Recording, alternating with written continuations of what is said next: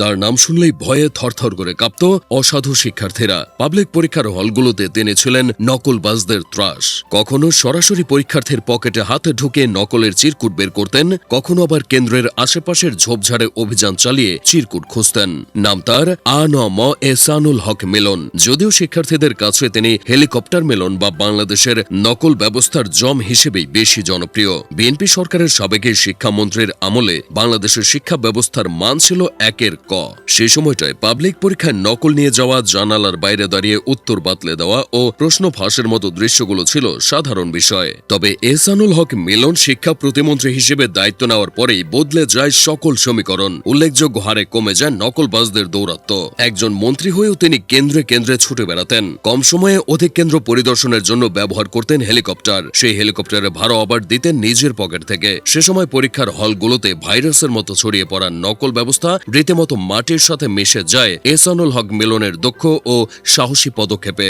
দেশের শিক্ষাক্ষেত্রের এই ফাটাকেষ্ট উঠে এসেছেন চাঁদপুর জেলার কচুয়া উপজেলা হতে। শেরেবাংলা নগর সরকারি বালক উচ্চ বিদ্যালয় হতে এসএসসি ও সরকারি বিজ্ঞান কলেজ হতে এইচএসসি পাশের পর তিনি ঢাকা বিশ্ববিদ্যালয়ের রসায়ন বিভাগে ভর্তি হন।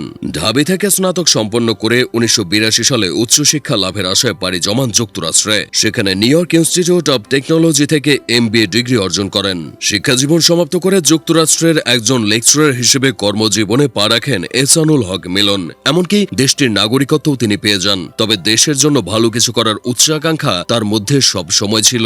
এই কারণেই মার্কিন নাগরিকত্ব ছেড়ে তিনি 1996 সালে সপ্তম জাতীয় সংসদ নির্বাচনে প্রথমবারের মতো বিএনপির হয়ে চাঁদপুর 1 আসন হতে প্রতিদ্বন্দ্বিতা করেন। আর প্রথম চেষ্টাতেই সংসদের টিকিট পেয়ে যান চাঁদপুরের এই ছেলে। এরপর নিজের সাংগঠনিক দক্ষতা ও জনবান্ধব সব পদক্ষেপের মাধ্যমে ক্রমেই চাঁদপুরের মানুষের ভরসার পাত্রে পরিণত হন বিএনপির ক্লিন ইমেজের এই নেতা।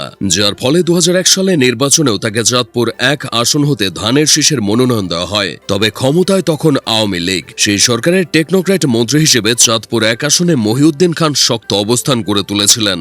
তবে শত অনিশ্চয়তার মধ্যেও নির্বাচনে হেভিওয়েট প্রার্থী মহিউদ্দিন খানকে পরাজিত করে দ্বিতীয়বারের মতো চাঁদপুর 1 আসনের সাংসদ নির্বাচিত হন এহসানুল হক মিলন। তার এমন প্রশংসিত বিজয়ে খুশি হয়ে তাকে মন্ত্রিসভার সদস্য হিসেবে স্থান দেয় বিএনপি সরকার। দেওয়া হয় শিক্ষা প্রতিমন্ত্রীর দায়িত্ব। আর এরপরই গোটা দেশের শিক্ষা ব্যবস্থায় এক নীরব বিপ্লব ঘটে যায়। সে আমলে শিক্ষা প্রতিমন্ত্রী হিসেবে এহসানুল হক মিলনের গৃহীত পদক্ষেপগুলো এতটাই চমৎকার ছিল যে আজও সেই দিনগুলোর কথা ভুলতে পারেননি অনেকে। তবে দেশের জন্য এত কিছু করেও দিন শেষে তিনি জেল জুলুমের হাত থেকে রেহাই পাননি। 2008 সালের জাতীয় সংসদ নির্বাচনে আওয়ামী লীগের হেভিওয়েট প্রার্থী মহিউদ্দিন খান আলমগীরের কাছে চাঁদপুর 1 আসনে পরাজিত হন তিনি। আওয়ামী লীগ সরকারের মন্ত্রী হয়ে মিলনের বিরুদ্ধে ষড়যন্ত্রে লিপ্ত হন মহিউদ্দিন খান। বিশেষ করে 2012 সালে স্বরাষ্ট্রমন্ত্রী হওয়ার পরপরই মিলনের বিরুদ্ধে দায়ের করেন শতাধিক মিথ্যা মামলা। এর মধ্যে 70 নারীকে ধর্ষণ ও ব্যাগ চুরির মতো মামলাও দেওয়া হয়। এসব মামলায় প্রায় 449 দিন জেল খাটার পর 2012 সালের 5 জুন তিনি জামিনে মুক্তি পেয়ে বিদেশে পালিয়ে যান। 2018 সালে পুনরায় গোপনে দেশে ফিরে আসলে আবারও তাকে গ্রেপ্তার করে কারাগারে পাঠায় আওয়ামী লীগ সরকার।